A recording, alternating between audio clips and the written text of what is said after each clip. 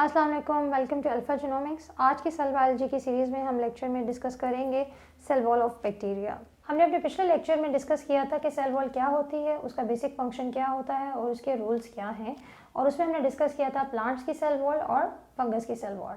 अगर आपने वो लेक्चर मिस किया है तो आप हमारे पीछे का लिंक फॉलो कर सकते हैं फॉर फर्दर डिटेल्स। आज के लेक्चर में हम आपको बताएंगे बैक्टीरियल सेल वॉल के बारे में कि बैक्टीरिया में सेल वॉल किस तरह की होती है और बैक्टीरिया को सेल वॉल की बेसिस पे कैसे डिफरेंशिएट किया जा सकता है। बेसिकली बैक्टीरिया जो है उसमें सेल वॉल प्रेजेंट होती है but that is outer to the plasma membrane और द सेल मेम्ब्रेन। तो जो बैक्टीरिया को हम सेल वॉल की बेसिस पे दो चीज़ों में क्लासिफाई करते हैं, एक ग्राम नेगेटिव बैक्टीरिया और एक ग्राम पॉजिटिव बैक्टीरिया। और ग्राम पॉजिटिव और ग्राम नेगेटिव बैक्टीरिया, इसको ग्राम पॉजिटिव और ग्राम नेगेटिव क्यों कहा जाता है, इसको भी हम लेक्चर में आगे जाके आपको डिटेल में बताते हैं। तो पहले आपको ये बता दिया जाए कि ग्राम नेगेटिव और ग्राम पॉजिटिव बैक्टीरिया होते क्या हैं। ग्राम पॉजिटिव और ग्राम नेगेटिव बैक्टीरिया में डिफरेंस होता है कि दोनों में प्लाज्मा मेम्ब्रेन सब में होती है, इसलिए उसको हम इनर मोस्ट मेम्ब्रेन भी कहते हैं, यानी कि आईएम भी कहते हैं या प्लाज्मा मेम्ब्रेन भी कहा जा सकता है। ये फीचर दोनों में कॉमन है क्योंकि तमाम बैक्टीरिया में प्लाज्मा मेम्ब्रेन सब में होगी, या ये कह लें कि तमाम किसी भी लिविंग ऐसी चीज़ जो सेल होगी या लिविंग ऑर्गेनिज्म होगा उसके अंदर प्लाज्मा मेम्ब्रेन लाजमी होगी।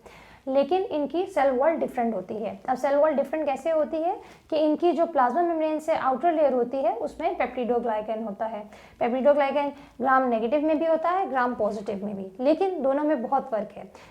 ग्राम नेगेटिव में पेप्टिडोग्लाइकन की अमाउंट बहुत कम होती है, बहुत थिन होती है, यानी कि यूँ समझ लें ना होने के बराबर होती है। लेकिन जबकि ग्राम पॉजिटिव बैक्टीरिया में पेप्टिडोग्लाइकन की लेयर बहुत थिक होती है, double the amount of the peptidoglycan layer present in the gram negative bacteria. अब पेप्टिडोग्लाइकन होती क्या है? Peptidoglycan basically pentapeptide cross linkages chain में होता है और it is a repeating unit of N acetyl glucosamine and N acetyl muramic acid.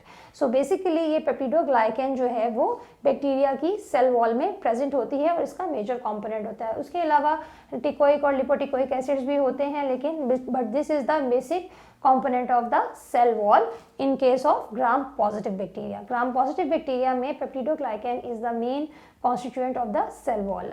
लेकिन ग्राम negative bacteria में ऐसा नहीं है, पेप्टिडोग्लाइकन होता है but it is very thin और इन नेग्लिजिबल अमाउंट्स। अगर इनकी एग्जांपल देखी जाए कि ग्राम नेगेटिव बैक्टीरिया में बहुत सारे बैक्टीरिया आ जाते हैं, जैसे कि ई कोलाई जिसको हम एंटेरिक बैक्टीरिया भी कहते हैं, इसकी। और ग्राम पॉजिटिव बैक्टीरिया की अगर कोई एग्जांपल ली जाए तो Staphylococcus aureus is a best example to understand कि ग्राम पॉजिटिव बैक्टीरिया कैसे बिहेव करते हैं। उसके बाद ग्राम नेगेटिव बैक्टीरिया में जो पेप्टिडोग्लाइकन की लेयर से भी एक आउटर मोस्ट लेयर होती है जिसको हम ओएम भी कहते हैं, यानी कि outer most layer, that is lipid bilayer. ठीक है, ये लिपिड बायलेयर होती है, बट प्लीज स्टूडेंट्स इस चीज़ के साथ मिक्स ना करें कि ये फॉस्फोलिपिड्स की बायलेयर नहीं होती, बट दिस बायलिपिड जो लेयर होती है ये किस चीज़ से बनी हुई थी? ग्लाइकोलिपिड्स एंड LPS यानी कि लाइपोपॉलीसेकेराइड्स। और ये लाइपोपॉलीसेकेराइड्स और LPS की जो यानी कि LPS की और ग्लाइकोलिपिड्स की जो लेयर है ये ग्राम पॉजिटिव बैक्टीरिया में एब्सेंट होती है। तो जिस तरह ग्राम नेगेटिव बैक्टीरिया में पेप्टिडोग्लाइकन थिन होता है लेकिन इसके अंदर आउटर मोस्ट लेयर प्रेजेंट होती है और उसमें वो जो कि LPS से बनी हुई होती है, जबकि ग्राम पॉजिटिव बैक्टीरिया में LPS की यानी कि लिपोपॉलीसेकेराइड की लेयर एब्सेंट होती है। अब ये LPS की लेयर क्या करती है? LPS की लेयर जो है वो बहुत ही डेंजरस भी होती है और इसकी वजह से बैक्टीरिया बहुत ज़्यादा रेजिस्टेंट भी हो जाता है। और इसी LPS की लेयर यानी जिसको हम एंडोटॉक्सिन्स भी कहते हैं, यानी कि toxins produced by the bacteria, और जो कि that can even have the potential to kill the human और एनी अदर लिविंग सेल्स। तो और उसके अलावा क्या होता है, एंडोटॉक्सिन सबसे ज़्यादा जो है इनका क्या काम होता है, ये एंडोटॉक्सिक शॉक इंड्यूस कर देते हैं जिससे सेप्टिसीमिया हो जाता है। बेसिकली एंडोटॉक्सिक शॉक में क्या होता है कि आपकी वेस्कुलर डायलेशन हो जाती है और आपकी बॉडी का इम्यून रिस्पॉन्स जो है इसको बिल्कुल बर्स्ट कर देता है और आप जो है that you reach near to the death and that is septicemia, और ये लाइपोपॉलीसेकेराइड्स की वजह से होता है। अब that is why it's very hard to treat the gram negative bacteria with the antibiotic. Gram negative bacteria को एंटीबायोटिक से ट्रीट करना मुश्किल होता है in comparison to the gram positive bacteria.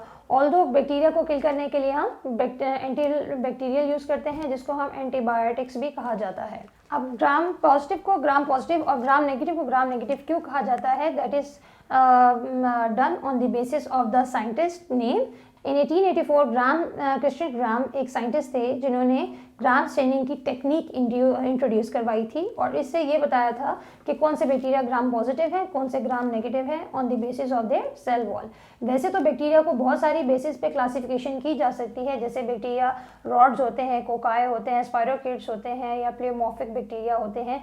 उनकी शेप के फॉर्म पे किया जा सकता है, उनके फंक्शन के फॉर्म पे किया जा सकता है, उनके और कैरेक्टरिस्टिक को लेके उस बेस पे भी डिस्टिंग्विश और डिफ्रेंशिएट किया जा सकता है।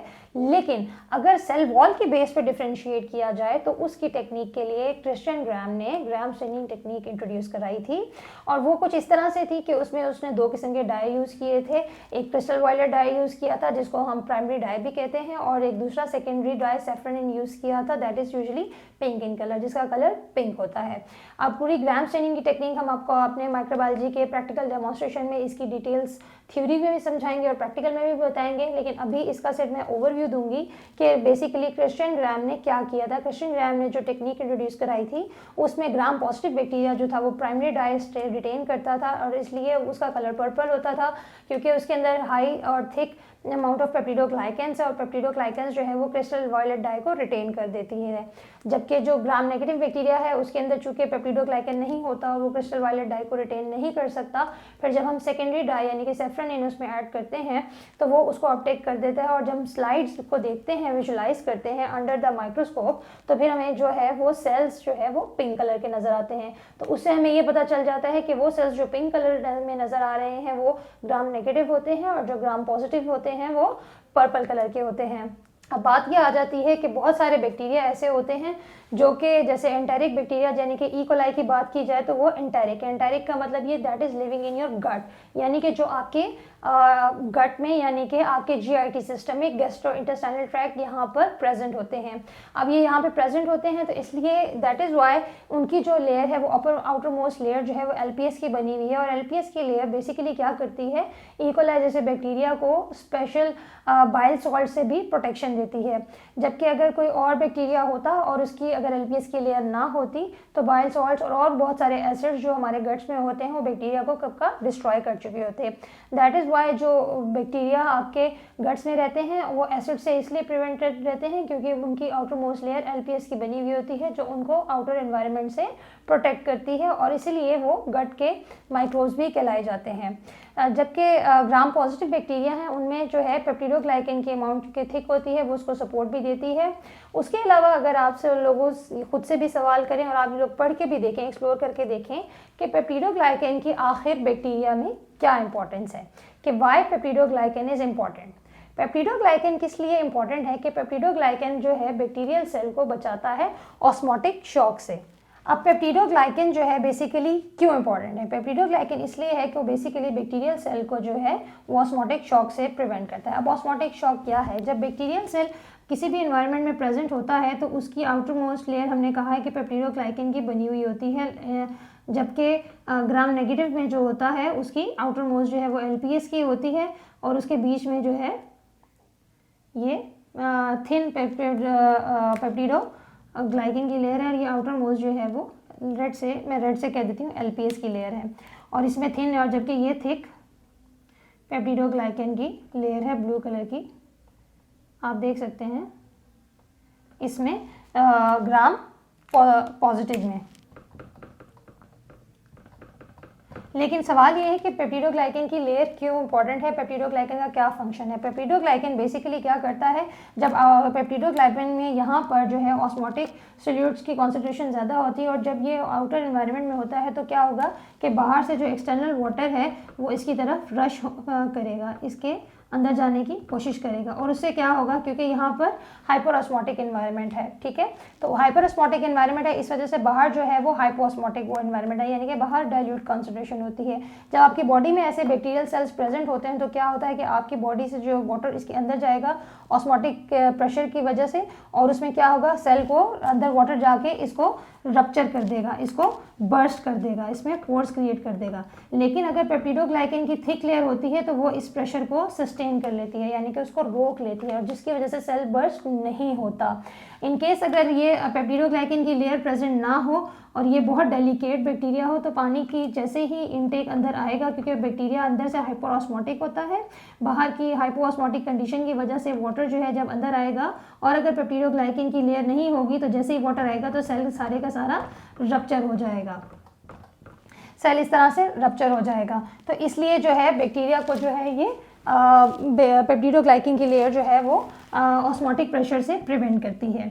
अब बहुत सारी ड्रग्स होती हैं जिनको हम कहते हैं एंटीबायोटिक्स। एंटीबायोटिक्स क्या करती है, बेसिकली बैक्टीरिया को किल करती हैं। उसमें भी दो किस्म की एंटीबायोटिक्स होती हैं, एक बैक्टीरियोस्टैटिक होती है और बैक्टीरियोसिडल होती हैं। स्टैटिक नाम का से ही पता चल रहा है, that means stop, and cidal means to kill. जो बैक्टीरियल स्टैटिक होती हैं वो बेसिकली बैक्टीरिया की ग्रोथ को स्टंट कर देती हैं, यानी कि रोक देती हैं, उसको फर्दर डिवाइड नहीं होने देती। जैसे कि एक बैक्टीरिया जो है, एक बैक्टीरिया पेरेंट बैक्टीरिया, उसकी बाइनरी फिशन होती है, 1 से 2 में बन जाता है, फिर फर्दर एक बैक्टीरिया 1 से 2 में बनता जाएगा, फिर वो उससे 2 में मल्टीपल उसकी, फिर 1 से 2, 2 से 4 बनते जाएंगे और इसकी डिवीजन होती जाएगी।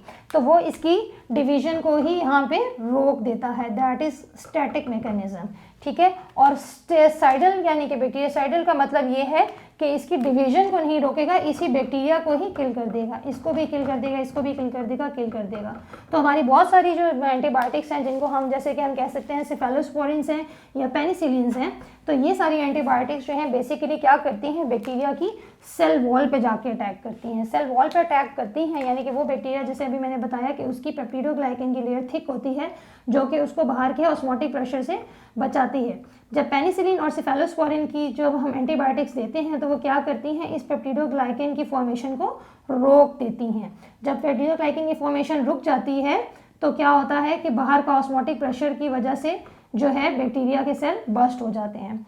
ये बात भी ध्यान में रहे कि जो एक मैच्योर बैक्टीरियल सेल है वो उसको हॉल्ट नहीं करती, वो इसको किल नहीं करती पेनिसिलिन सेफेलोस्पोरिन्स, बट पेनिसिलिन और सेफेलोस्पोरिन्स क्या करती हैं कि जब एक पेरेंट सेल जो है वो 2 न्यूली डिवाइडिंग सेल्स में, डॉटर सेल्स में डिवाइड होगा, तो क्या होगा, जो जब 2 न्यू डॉटर सेल्स बन रहे होंगे तो इनके गिर्द जो पेप्टिडोग्लाइकन की लेयर होती है वो अभी नहीं बनी होती, वो उस वक्त बन रही होती है। जैसे ही डॉटर सेल्स बनते हैं इनके अंदर अभी पेप्टिडोग्लाइकन की लेयर बनना शुरू हो जाती है और इनके अंदर ऑस्मोटिक प्रेशर उस वक्त थोड़ा कम होता है।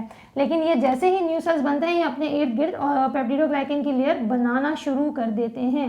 लेकिन पेनिसिलिन और सेफेलोस्पोरिन जो सेल वॉल पे अटैक करती हैं बेसिकली क्या करती हैं, वो इन डॉटर सेल्स पे अटैक करती हैं, इनकी सेल वॉल की फॉर्मेशन होने ही नहीं देती, उनको वहीं रोक देती हैं और इनको यहाँ किल कर देती हैं। इसलिए ये न्यूली ग्रोइंग सेल्स को जो है वो उनकी ग्रोथ को स्टॉप कर देती हैं। इसलिए ये बात ध्यान में रहे कि जितनी भी हम कहते हैं कि ड्रग्स जो है वो सेल वॉल पे अटैक करती हैं तो और सेल वॉल को डिस्टर्ब कर देती हैं, ऐसा पॉसिबल नहीं है। पेनिसिलिन फेलोस्पोरिन जो है वो सेल वॉल की फॉर्मेशन को रोक देती हैं in the newly formed cells, जो कि कह सकते हैं डॉटर सेल्स और the newly formed cells from the original parent bacteria. तो बेसिकली ये ड्रग्स जो हैं वो वहाँ जाके एक्ट करती हैं। दूसरी बात ये कि जब ग्राम पॉजिटिव और ग्राम नेगेटिव में कंपैरिजन एक और चीज़ भी देखा जाए तो ग्राम पॉजिटिव कंपैरेटिवली इसीलिए ग्राम पॉजिटिव बैक्टीरिया को एंटीबायोटिक से किल करना इजी है। ग्राम नेगेटिव में तो बेसिकली होती ही आउटर लेयर एलपीएस की है, जब उसमें लेयर ही आउटर मोस्ट लेयर ही एलपीएस की होती है और उसमें ग्राम पेप्टिडोग्लाइकन का फंक्शन ही इतना नहीं होता, इसलिए एंटीबायोटिक्स को उसके ऊपर ट्रीट करना बहुत मुश्किल होता है।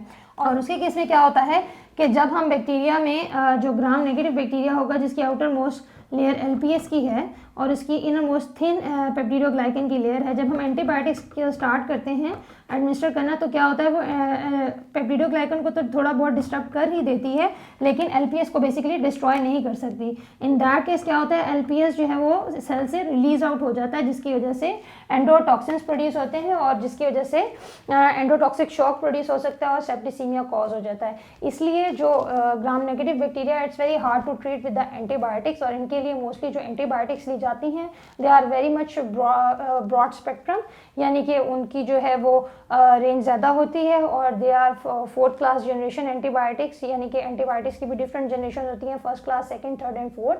तो क्योंकि ये बहुत रेजिस्टेंट होते हैं इस वजह से जो है इनके लिए क्लासिफिकेशन इनकी डिफरेंट होती है और इनको ट्रीट करना जो है in comparison to gram positive bacteria थोड़ा मुश्किल होता है।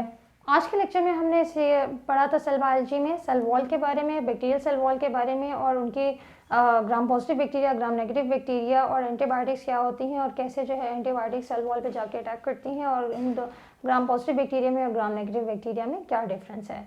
आप हमारे आने वाले सेल बायोलॉजी के लेक्चर में स्टे ट्यून टू दैट, और नेक्स्ट लेक्चर्स हमारा रिलेटेड होंगे towards the extra cellular matrix. तो if you like our channel please subscribe it and like it. Thank you so much for watching.